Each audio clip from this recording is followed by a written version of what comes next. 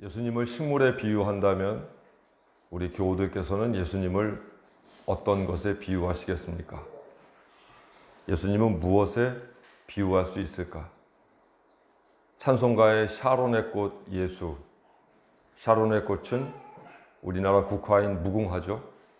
그래서 샤론의 꽃 예수란 말은 무궁화꽃 예수란 뜻인데 예수님은 과연 무궁화꽃 같으셨을까? 또 부활절에 우리가 자주 보는 백합, 예수님은 그 백합 같으셨을까? 아니면 화려한 장미, 그 장미 같으셨을까? 예수님은 과연 어떤 식물에, 어떤 꽃에 비유할 수 있을까? 저는 성경을 읽으며 또 지난 주간 교우들과 함께 교회 손보미 일을 하며 예수님은 어떤 모습이셨을까 그려보았습니다. 그래 보니 예수님은 아마도 잡초와 같은 분이 아니셨을까 하는 결론을 얻게 되었고 그 깨달음을 우리 교우들과 함께 나누어 보고자 합니다. 마태복음, 누가복음에는 예수님께서 공생애를 시작하시기 이전에 전 역사가 나타납니다. 즉 공생애 시작 이전에 예수께서 어떻게 사셨는가에 대해서 알려주고 있다는 말입니다. 마태복음 같은 경우 탄생의 말씀이 등장하면서 그 이후 세례 요한에게 세례를 받고 공생애를 시작하는 것으로 나옵니다. 누가복음도 역시 마찬가지 베들레헴으로 호적을 하러 가는 예수님의 모습, 그리고 아기 예수를 임신하는 마리아의 모습, 이런 예수님의 전 역사를 나타내고 있습니다. 물론 마태복음과 누가복음의 예수님의 전 역사를 훑어보면 꽤나 차이점이 있습니다. 그런데 한 가지 공통점이 있어요. 그 공통점은 뭐냐면 예수님을 어떻게 해서든 베들레헴과 연관시키려고 한다는 것입니다. 예수님이 본래 아버지가 나사렛 출신이기 때문에 고향 땅은 분명히 나사렛인데 마태복음, 누가복음에서는 베들레헴과 연결을 시키기 위해서 여러 가지 장치를 마련해 두는 것을 볼 수 있습니다. 그러면 왜 베들레헴인가? 베들레헴이라고 하면 가장 대표적인 인물이 바로 다윗입니다. 메시아는 다윗의 후손이어야만 합니다. 그러므로 예수님은 나면서부터 베들레헴과 연관되어야만 다윗의 후손이 될 수 있었고 다윗의 후손이어야만 진정한 메시아라고 부를 수 있었기에 마태복음, 누가복음은 예수님의 탄생과 연관하여 베들레헴을 강조하고 부각시킵니다. 한마디로 예수님은 태어나면서부터 비범한 사람이었다는 것을 마태복음도 누가복음도 강조하려고 하는 거죠. 요한복음에는 예수님의 탄생 이야기가 나오지 않습니다.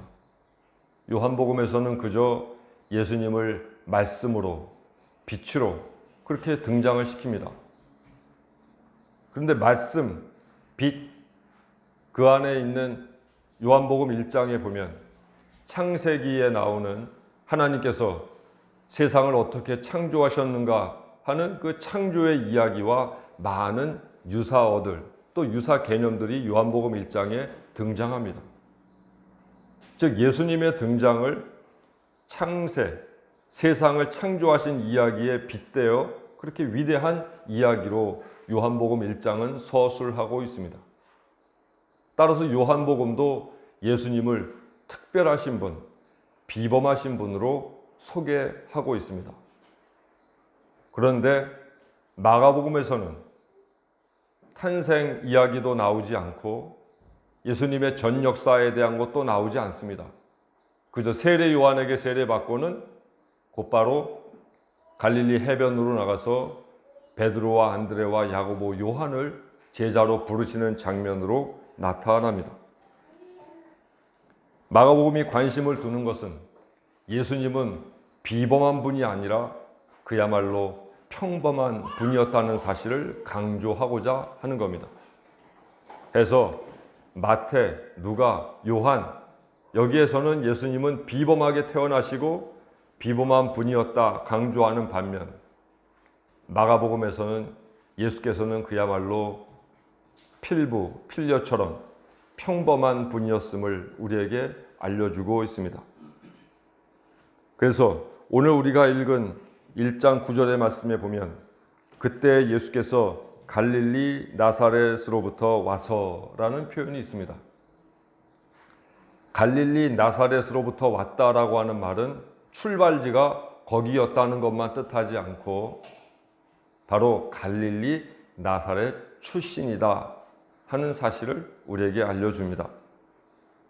저는 이 말씀을 통해서 예수께서는 왜 평범한 분이셨는가에 대하여 말씀드리고자 합니다.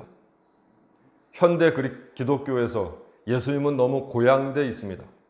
감히 인간이 따라갈 수 없는 존귀하신 분, 비범하신 분으로 고양시켜서 사람들은 그저 그가 가신 길을 믿기만 하면 된다라고 우리는 여길 때가 많다는 거죠.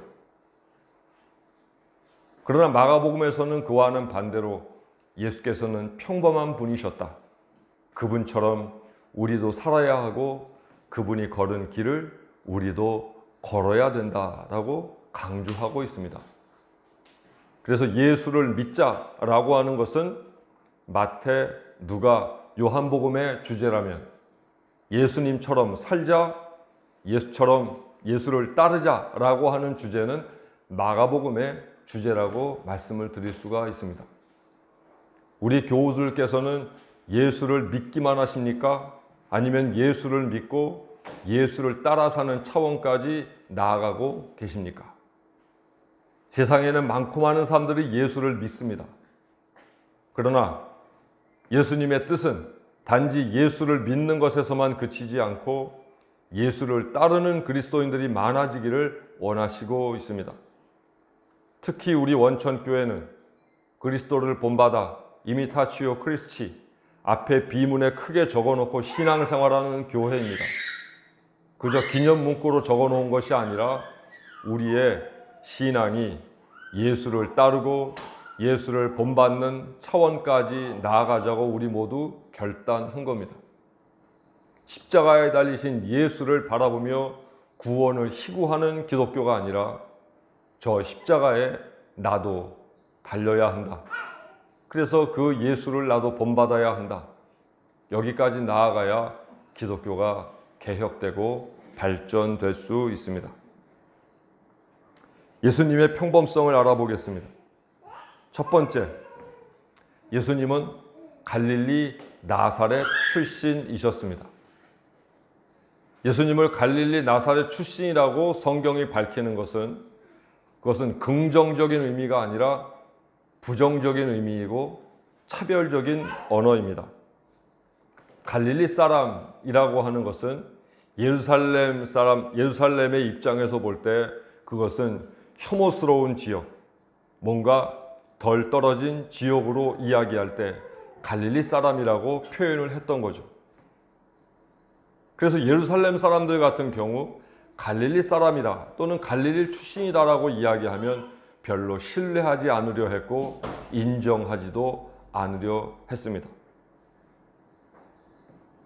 예루살렘 시각에서 보면 갈릴리 사람들은 부정한 이방인들이 득실거리는 땅이었고 이방인들의 땅이라고 고상하게 표현돼서 그렇지 당시의 정서로 이야기하면 갈릴리는 오랑캐들의 땅이었습니다. 오랑캐들이 왔다 갔다 하고 사는 그런 땅, 거기가 바로 갈릴리였습니다. 또 정치적인 시각에서 보자면 갈릴리는 항쟁의 중심지였습니다. 로마 제국을 향하여 일으켰던 유대인들의 모든 항쟁의 근거지가 바로 갈릴리에 있었습니다. 그래서 모든 독립전쟁의 출발점, 게릴라들이 본거지를 이루고 살아가는 바로 그곳이 갈릴리였습니다. 해서 예루살렘 사람들이 볼 때 갈릴리 사람들은 싸움하기 좋아하고 타협하기 싫어하고 사람들과 함께 융화하지 못하고 화해하지 못하는 바로 그런 투쟁적인 사람들로 인식하게 되었던 겁니다. 그래서 당시에 평균적인 시선에서 갈릴리 사람이다 하는 이 말은 대단히 부정적인 표현이었다는 것을 알 수 있습니다. 여기에 한 가지 덧붙여서 나사렛 사람이다, 예수께서는 나사렛 사람이다라고 얘기하는 것은 더 지역 편회적인 표현이 아닐 수 없습니다. 예수님 당시의 역사를 기록하고 있는 고대 많은 유대사가 있는데 거기에 나사렛이라는 동네는 한 번도 등장하지 않습니다. 왜냐하면 그만큼 알 필요도 없고 갈릴리 전역에서 어떤 역할을 해내지 못하던 소외된 지역이 나사렛이었기 때문입니다. 더군다나 현대 고고학에서 발굴해 보니 나사렛 사람들 인구가 얼마나 될까 하고 추정해 보니 채 500명도 되지 않았어요. 인구 규모도 작고 또 거기에는 배운 사람들, 또 재물이 있는 사람들, 사회적으로 뭔가 역할을 하는 사람들이 별로 살지 않았어요. 그래서 요한복음 1장 46절에 보면 빌립이 예수님을 발견하고는 그를 따르기로 하고 나다나엘에게 소개합니다. 가나 사람 나다나엘. 그에게 저분이 예수님이다 하고 이야기하니, 소개하니 나다나엘이 뭐라고 얘기하냐면 비꼬듯이 나사렛에서 무슨 선한 것이 나오겠는가? 나사렛 출신이라고 하는데 뭐 신통하겠는가? 하고 예수님을 폄훼합니다. 그만큼 나사렛 사람이라고 하는 그것은 당시 사람들에게 보잘것없는 사람, 별것 아닌 사람이라는 뉘앙스를 풍기기에 충분했다는 것입니다. 따라서 예수님은 갈릴리 출신이다, 예수님은 나사렛 출신이다 라고 하는 말은 예수께서 특별하신 비범하신 분이 아니라 그분은 그저 한 시대를 살아갔던 젊은이, 한 시대를 살아가는 그런 민중의 한 사람이었음을 우리에게 알려줍니다. 두 번째, 예수님은 노동자 출신이셨고 목수 출신이셨습니다. 아버지 요셉이 목수였기 때문에 아들인 요셉은 아버지의 직업을 따라감이 마땅합니다. 아까도 말씀드렸듯이 나사렛은 조그만 동네입니다. 목수일이 나사렛에 그렇게 많이 있을 수 없습니다. 그래서 그 나사렛에서 걸어서 좀 더 큰 도시로 가서 목수일을 했음이 분명합니다. 나사렛이라는 동네가 있고 여기서 한 6km 떨어진 곳에 아까 나다나엘, 나사렛에서 무슨 선한 것이 나오겠느냐 한 그 사람의 고향 땅 가나가 있어요. 혼인잔치 열렸던. 여기가 6km, 우리로 얘기하면 논밀이라고 말씀을 드렸죠. 또 이 나사렛에서 한 6km 정도 올라가면 거기에 짓보리, 세포리스라고 하는 도시가 있는데 그 세포리스가 바로 갈릴리의 수도였습니다. 거기에는 법원도 있었고 세무서도 있었고 극장도 있었고, 그래서 우리가 복음서에서 예수님이 사회가 돌아가는 어떤 현안에 대해서 많은 지식을 갖고 계신데 그런 모든 지식들은 어디에서 배웠겠는가?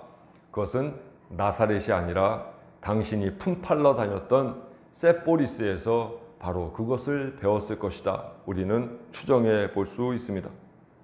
매일매일 일을 하지 않으면 날품팔이, 일일 품꾼으로 예수님은 그와 같이 아버지와 함께 목수일을 하러 다니셨습니다.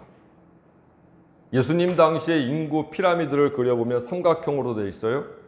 상류층, 중류층, 하류층 이렇게 되어 있는데 예수께서 일일 품꾼으로 그렇게 다니셨던 이 직업은 바로 이 하류층에 속하는 가장 많은 대다수의 인구를 차지하는 바로 그 피라미드층에 속해 있음을 알 수 있습니다. 예수께서 노동자로 사셨다고 하는 것, 예수께서 목수로 사셨다고 하는 이 사실도 역시 예수께서 지극히 평범한 분이셨음을 우리에게 알려주고 있습니다. 셋째, 예수님은 정규 교육을 받지 않으셨습니다.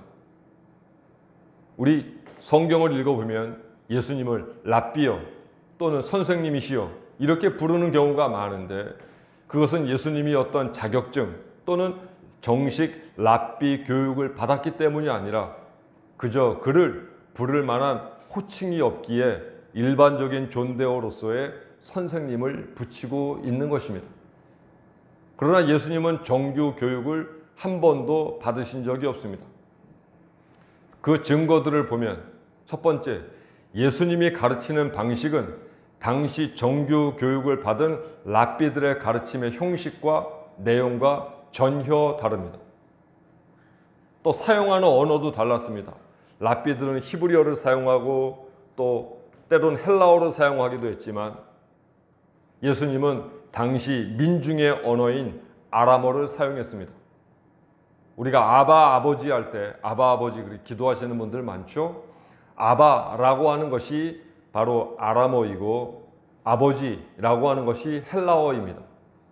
그래서 아바 아버지는 아버지를 존귀하게 부르는 일종의 표현이 아니라, 아바는 아람어, 아버지는 파테르, 히라버.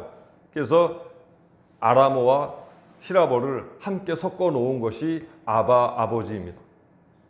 그러므로 우리 교인들께서는 기도할 때 아바 아버지 이렇게 부르는 것은, 그것은 올바른 표현이 아니에요.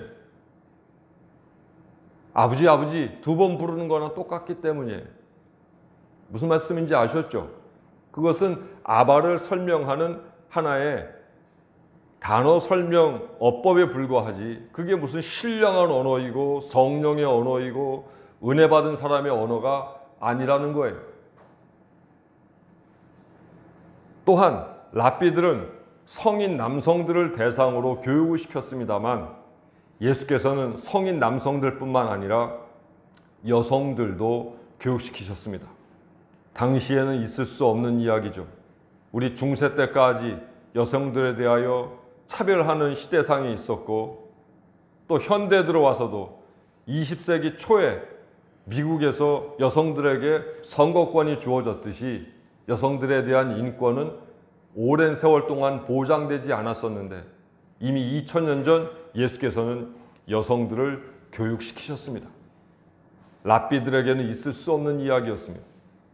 또 아이들도 교육의 대상으로 삼으셨고, 아이들도 당신이 가르치는 현장에 나타나게 될 때 그들을 안아주시며 그들을 맞이하기도 하셨던 겁니다. 이것은 정규 교육을 받은 랍비에게는 있을 수 없는 것입니다. 정규 교육을 제대로 소화하지 못한, 그래서 당시의 지식인으로 편입되지 않은 예수님, 그분은 지극히 평범한 분이셨습니다. 우리와 다를 게 없는 분이셨습니다. 전 우리 원천교회 교인들은 예수님을 너무 특별한 분으로, 예수님을 너무 비범한 분으로, 예수님을 너무 높이 있는 분으로 그렇게 인식하지 않았으면 좋겠습니다. 나와 똑같이 고민하고, 나와 똑같이 일하고, 나와 똑같은 사회적 계층에서 살아가는 내 이웃, 내 친구와 같은 바로 그 예수를 받아들일 때 그 말씀을 우리가 더 잘 지켜낼 수 있는 것입니다. 믿는 예수, 고향된 예수, 영광된 예수, 우리 그렇게 예수를 믿다 보니 예수께서 가르치신 가르침은 내가 도저히 따를 수 없는 것이고, 나는 그저 요 정도 수준에서 만족하면 된다고 하며 신앙생활을 해왔던 것이 우리의 과거입니다.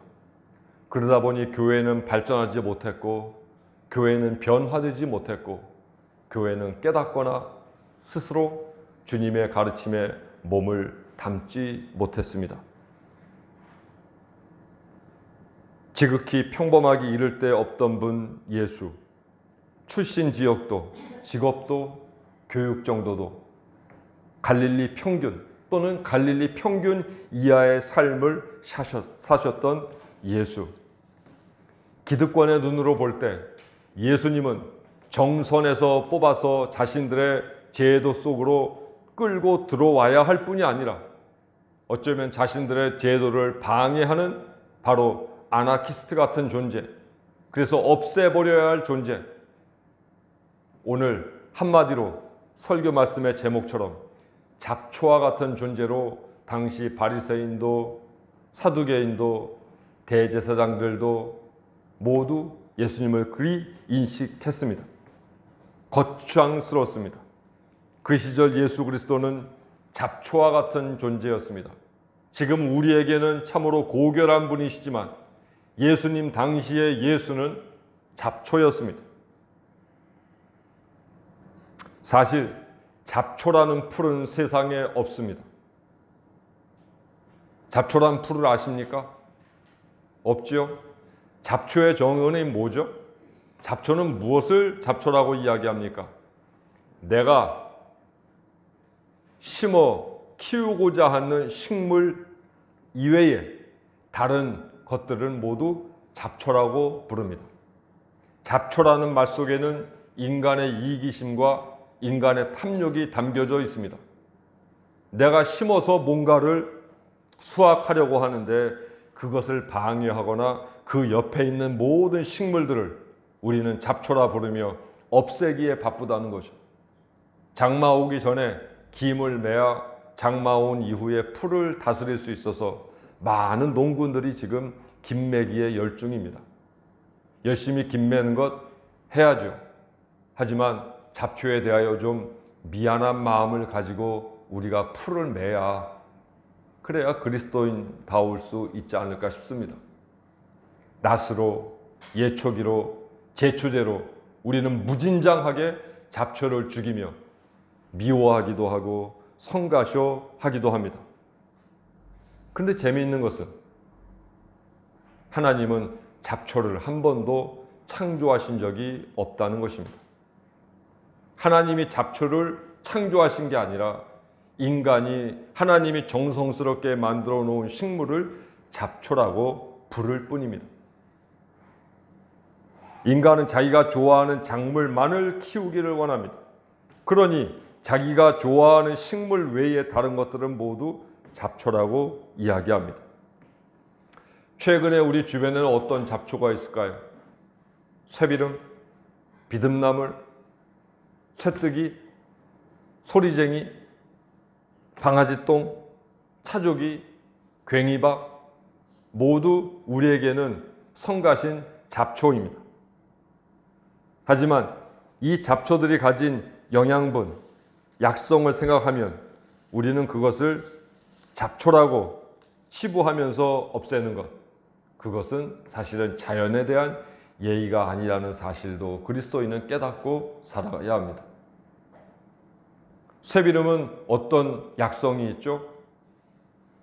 지상에 사는 모든 식물들 중에 오메가3가 제일 많죠. 오메가3가 많다는 사실을 아는 순간 쇠비름은 잡초가 아니라 약초가 된다는 겁니다. 들깨를 닮은 차조기는 성가신 잡초로 여기는 분들도 계시지만 차조기는 어떤 역할을 하죠? 방부제 역할을 하죠. 그래서 떡을 차조기 잎으로 쌓아놓으면 쉬지가 않죠. 차조기가 방부제 역할을 한다는 사실을 깨닫는 순간 차조기는 잡초에서 좋은 약초로 바뀌게 되어 있는 거죠. 헬리코박터가 있는 사람들 차조기를 끓여 마시게 되면 헬리코박터의 수를 조절할 수가 있게 되죠. 그래서 약초가 되는 겁니다. 잡초와 약초는 따로 있는 게 아니라 사람이 잘 알면 약초가 되고 사람이 무식하면 잡초가 되는 겁니다. 그러니 그것은 풀의 잘못이 아니라 우리 인간의 생각, 인간의 지식의 한계 때문이라는 사실을 우리는 겸손히 인정해야 되는 거죠. 논 옆에 길다랗게 키 크는 소리쟁이, 가을이면은 씨가 말라서 바람에 후루룩 소리가 난다고 해요. 소리쟁이라고 우리가 부르게 되는데 그 소리쟁이는 또 어떤 역할을 합니까? 그 뿌리를 자르고 줄기를 잘라서 잘 끓이거나 술에 담갔다가 바르게 되면 그것이 피부병에 좋은 역할을 한다고 하죠. 소리쟁이가 잡초에서 약초로 바뀌는 순간도 우리의 생각이 바뀌는 순간과 동일하다고 하는 겁니다.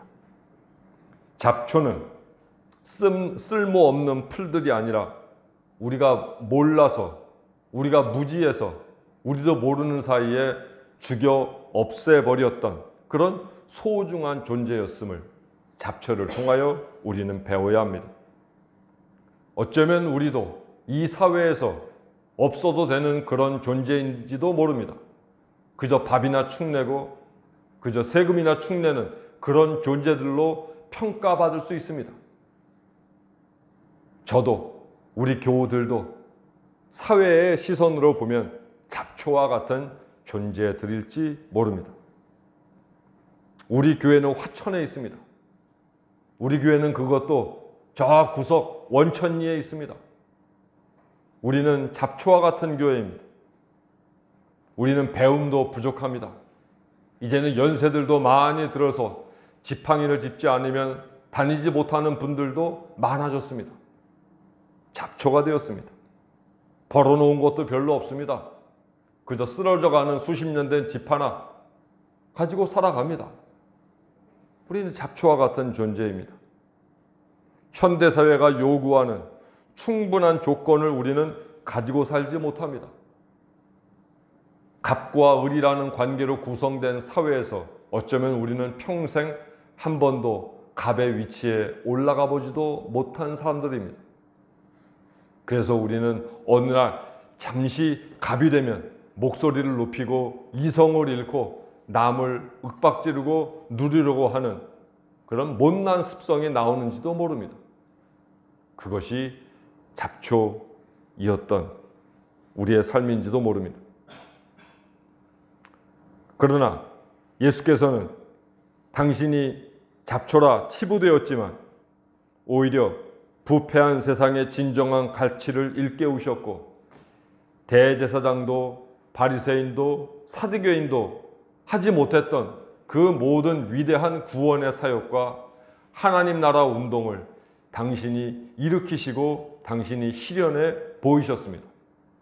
잡초였던 예수께서 새로운 가치를 추구하셨고 사람들이 그분이 바로 하나님의 아들이신 것을 알게 되자 그분은 구세주로 우리에게 다가오실 수 있었다는 말입니다.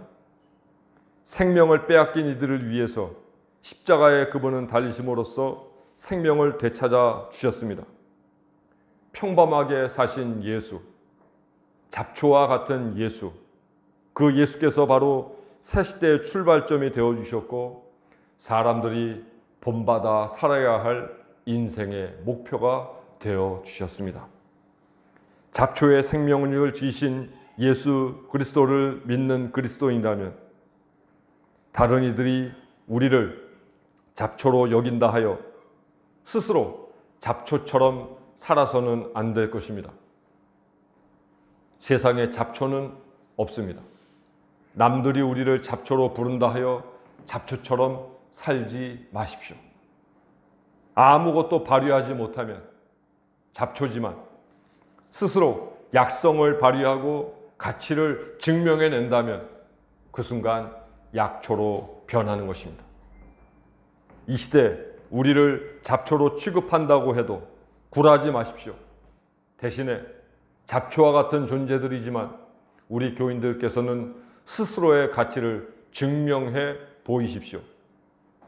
내 인생 잡초지만 예초기로 베어져 나갈 잡초가 아니라 당신이 모르는 그 어떤 가치와 그 어떤 역할이 나에게 있음을 사람들에게 증명하며 살아가십시오. 자기 존재의 의미, 그 가치를 깨닫는다면 잡초와 같은 인생도 분명히 역사의 주인공이 될 수 있습니다. 그저 그렇게 살다가 그저 그렇게 잡초처럼 죽지 말고 잡초로 태어났지만 잡초 같은 지역에서 살지만 잡초 같은 인생이었지만 그 잡초에도 아주 예쁜 삶의 꽃이 피어날 수 있음을 우리 교인들께서 증명해 주십시오. 그래야지 우리가 이 땅 한 세상 살다 가도 후회스럽지 않고 내 자녀들도 나처럼 비록 잡초 같은 인생으로 아이가 태어났지만 그 아이도 뭔가 새롭고 예쁜 꽃을 피우면서 세상 살 수 있을 것 아니겠습니까? 치졸하게 떨어지는 떡고문이나 받아 먹으려고 하지 마십시오. 그거 얼마나 창피합니까? 몇백만 원, 몇천만 원, 그까짓 걸로 잡초의 삶을 벗어나는 것은 아닙니다. 누군가를 편들어주고 누군가와 함께 손잡아 술수를 쓰면서 조악한 이득이나 챙기려고 하면 평생 잡초로 살다가 잡초로 죽을 것입니다. 그렇게 살고 싶은 사람은 편들기와 술수를 끝까지 쓰십시오. 하지만 잡초로 죽고 싶지 않으려거든 그런 편들기와 술수에서 벗어나시고 떨어지는 떡고물에 하염없이 입 벌리고 살아가지 마십시오. 반대로 잡초 같지만 누군가가 우리를 잡초로 여기지만 남모를 가치관과 고매한 품격을 지니십시오. 너그러움과 양보심을 지니십시오. 누군가를 위해서 목숨 바쳐 헌신하시고 박애의 정신을 지니십시오. 그럴 때 우리는 잡초지만 반전을 이루는 그런 신앙인으로, 그런 인생으로 세상을 살 수 있게 될 겁니다. 반전이 있는 삶, 반전이 있는 잡초가 될 때 우리의 삶 후회스럽지 않고 기쁘게 죽을 수 있고 기쁘게 하나님께 나아갈 수 있게 될 것입니다. 갈릴리 나사렛의 평범한 목수 예수께서 잡초와 같은 삶을 반전시켜서 구원의 주가 되신 것처럼 이 시대의 잡초인 저 그리고 우리 교우들, 우리 모두 우리 생에 반전을 이루게 될 때 어쩌면 깊은 산속에서 이름 모르는 그 어떤 풀이, 그 어디에서도 본 적 없는 예쁜 꽃, 그 어디에서도 본 적 없는 아름다운 향내로 우리를 맞아주어 우리를 신비로움에 휩싸이게 하듯 우리 교우들도 세상 많은 사람들에게는 눈에 띄지 않지만 누군가 우리를 만나게 될 때 신비로움이 있고 어떻게 저렇게 살 수 있지? 어떻게 저 사람은 저런 모습으로 살 수 있지? 하며 경이로운 마음으로 우리를 바라볼 수 있도록 반전이 있는 삶을 살아야 거기에 멋이 있고 맛이 있지 않겠습니까? 교회 여러분, 사람들이 우리를 잡초로 부른다 하여 잡초같이 살지는 맙시다. 반대로 반전을 일으켜서 우리의 모습 잡초 같지만 우리가 피워내는 향내와 우리가 피워내는 꽃은 세상의 그 어느 꽃보다도 고매하고 순결하고 아름답게 한번 피워 나가 봅시다. 우리 원천교회는 그래서 반전이 있는 교회가 되었으면 좋겠습니다. 겉으로 보는 것과는 다른 그 모습, 겉으로 보는 것과는 다른 그 삶이 우리 교회 안에 가득 차게 될 때 정말 재미있는 교회가 되고 흥미로운 교회가 되고 한 번 더 가고 싶은 교회가 되지 않겠습니까? 잡초의 반전이 우리 교우들의 삶에도 실현되기를 간절히 바랍니다. 기도하겠습니다. 장미꽃과 같이 아름답지 못하게 태어났다고 한탄하지 말게 하옵소서. 반대로 잡초로 태어났지만 아름다운 꽃을 피우고 좋은 약성을 발휘하는 그런 식물 같은 존재가 되게 하옵소서. 해서 살아가는 모습, 우리의 환경이 모두 잡초처럼 비루할지라도 우리가 살아가는 삶의 향내는, 삶의 빛깔은 한없이 고결하고 고매하고 아름답고 그윽한 향내 가득한 삶이 될 수 있도록 하나님께서 우리의 삶 이끌어 주옵소서. 예수님 이름으로 기도합니다. 아멘.